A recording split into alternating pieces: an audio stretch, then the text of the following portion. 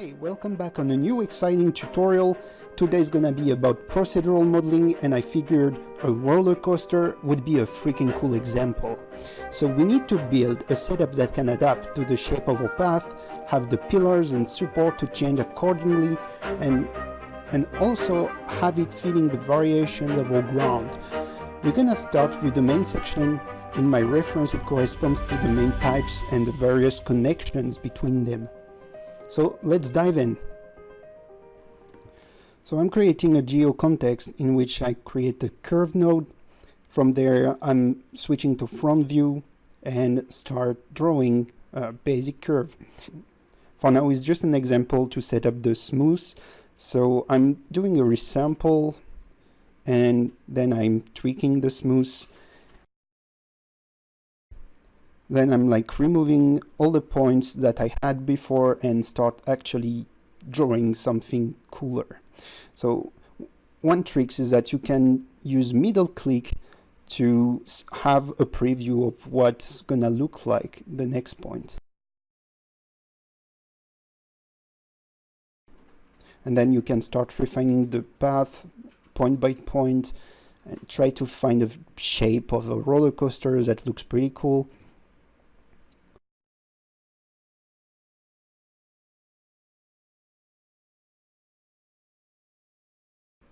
Then I'm back to perspective and I'm gonna start to move some points in Z axis.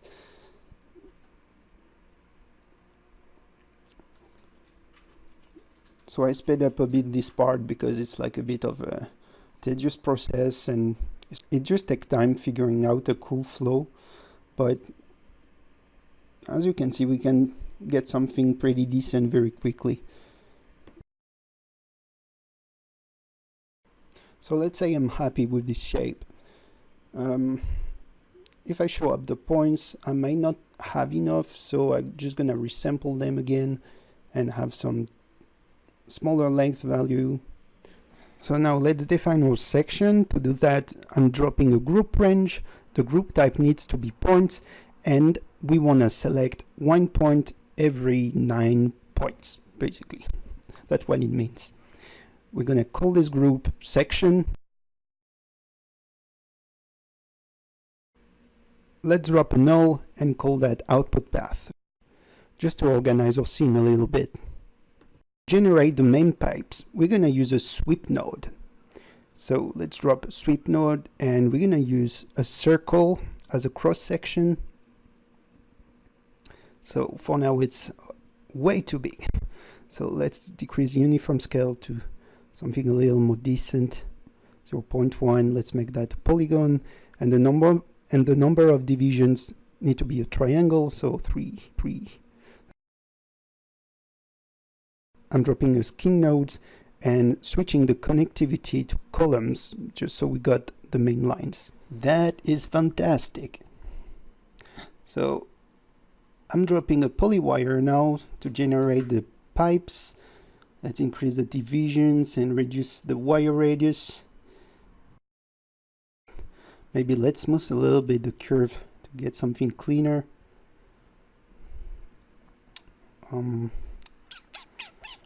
Yeah, gonna reduce the cross-section sizes a bit too much. Let's try to give some more realistic scale to that guy. If I compare it with my reference, sounds about right, yeah. From there, I'm gonna start making the triangles in the section. So I'm blasting all the points that are not into the section. Let's copy the sweep node.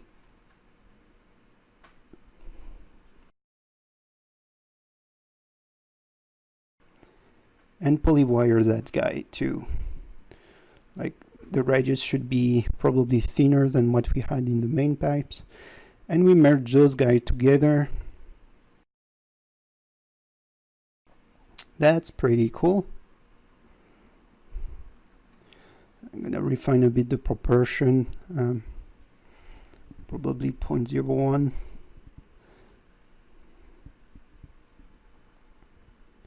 Cool. So now I'm actually adding a color to the group range, so just so we know which one are the main feature.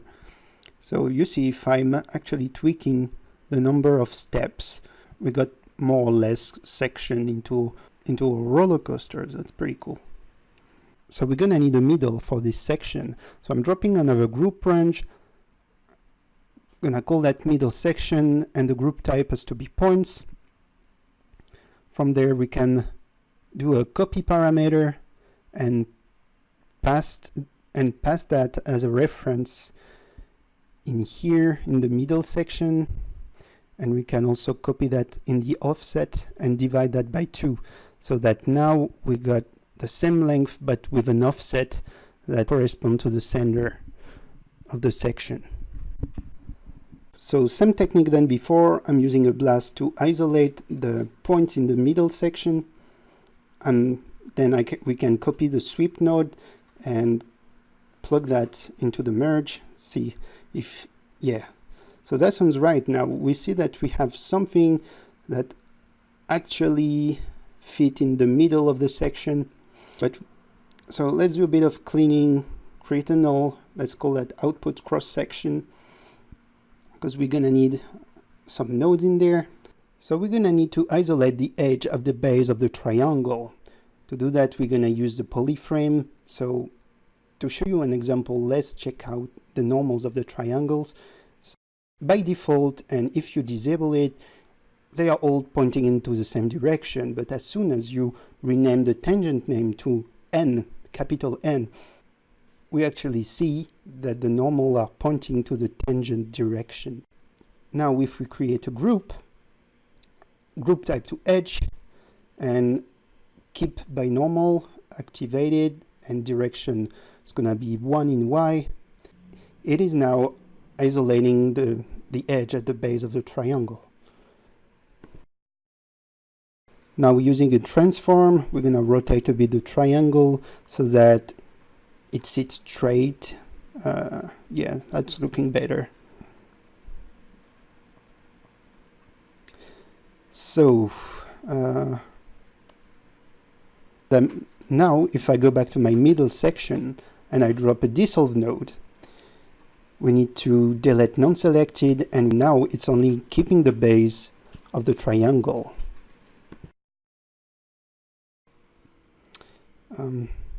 So the polyframe kind of messed up the normals, so after the merge, let's drop a normal node, and the display should be a little better now. We can polywire the middle section and tweak a bit the wire radius. Can increase the number of divisions on this one.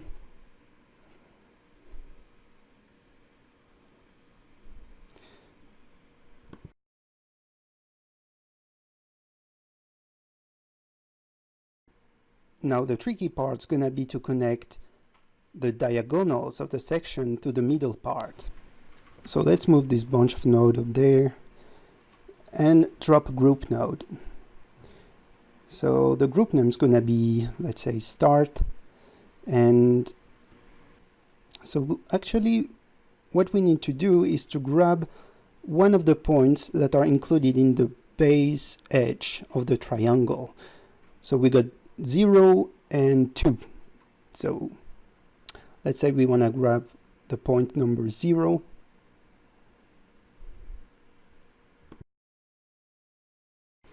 If we go in our middle section and actually try to blast the points after our dissolve, we're gonna blast the start. Yup. So now we just have 1 point left. So if I toggle on and off, actually see what's going on, we just have 1 point left, which is what we want.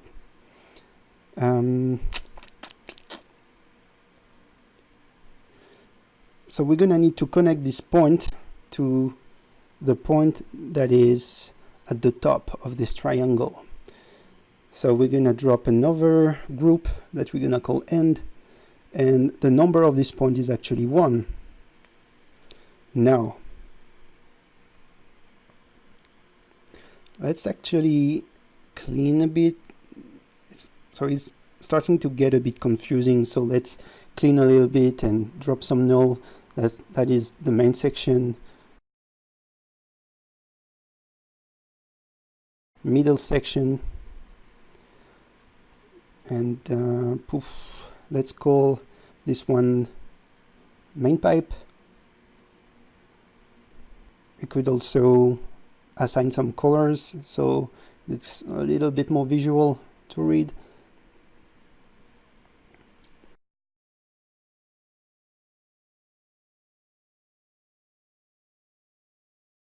Now if I blast the point in the main section, just after the sweep node, and we grab the end that we just created. So I actually think we need to delete non-selected, and now we actually isolated the top point of the triangle. Now to connect those guys, we're gonna need a little bit of vex, nothing scary really, it's just one line to create an attribute, which we're gonna call id equal at ptnum, which basically means that we are creating a variable called id based on the point number of the geometry. Now if we merge those guys together, yep, that sounds cool. Let's drop a add node to connect them. So to do so, in polygons by group, we need to switch by attribute and call the variable we created earlier called id. So that sounds great. That sounds great. Let's drop a polywire. Oops. Let's drop a polywire, connect that to the merge. See how that looks. Awesome. We got our first diagonal connected. We now need to do the other side. So moving stuff around, let's copy the blast, copy the attribute. Actually speed up a bit this section because I realized I made a mistake and I didn't grab the right points and it looked messed up. So actually we need to do is blast the node at the middle section, repeat the nodes we created earlier,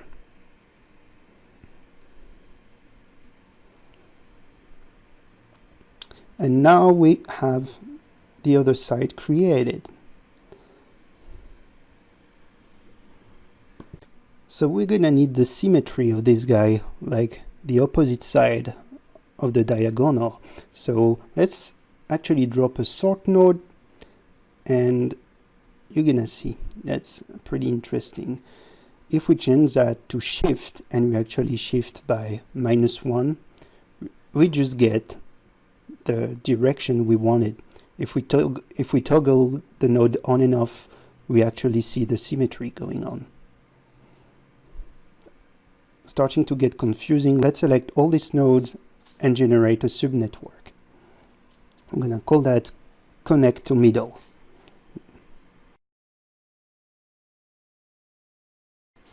Let's copy this guy. We're gonna merge them together, dive into the second one and enable the sort so that we have the symmetry on one side and the other side on the other one. So we noticed that by shifting the points, it actually also tried to connect the first and last points of our path, which is not what we want. So we can actually get rid of it by measuring the primitives. We're gonna measure the perimeter.